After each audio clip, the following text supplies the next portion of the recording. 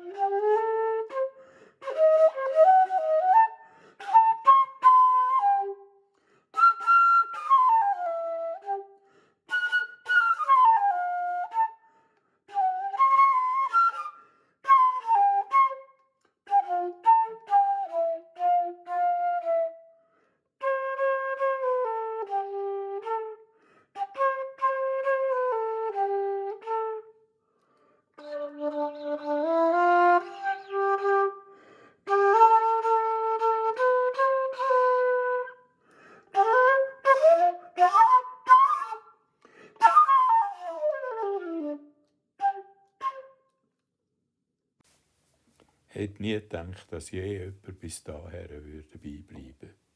Super.